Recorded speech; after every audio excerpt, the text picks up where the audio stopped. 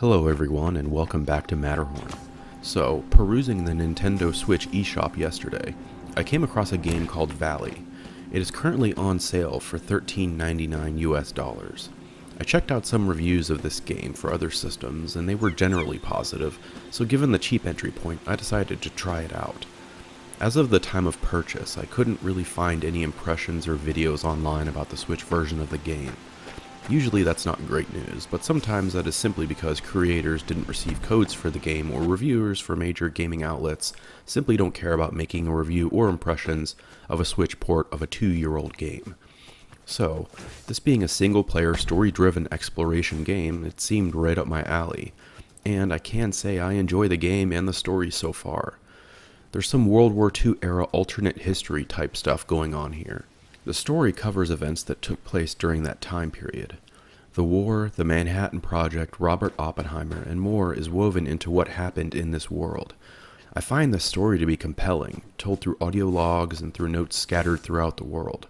Then again, as someone with a degree in history, this is right up my alley, so your mileage may vary, and if you aren't somewhat well versed in this time period and don't know anything about Robert Oppenheimer, for example, or the Manhattan Project, then a lot of the story may not connect with you. As for the gameplay itself, well, this is a bit of a mixed bag. I find that the game wants me to enjoy running and jumping, but I spend just as much time walking through buildings very slowly to read all of the notes scattered about. It is like the developers couldn't decide how to incorporate all of the world building stuff, so they left notes around for you to read.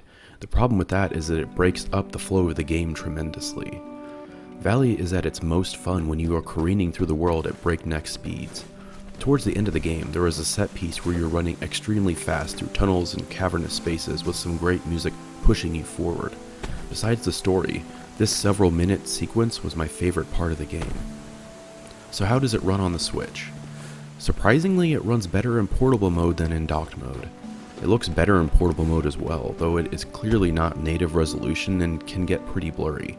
Still, it is entirely playable and sticks to 30 frames per second pretty well. Docked mode, on the other hand, is another story. It looks blurry, but the pop-up, low geometry trees, and shadows filling it right in front of you stands out so much more. The performance doesn't hold anywhere near 30 frames per second in docked mode either. I played 99% of the game in handheld mode, and if you decide to buy Valley, this is how you should play it too. The music is okay, there are some good tracks, but it is mostly just there. Sound effects are serviceable. So is this worth picking up?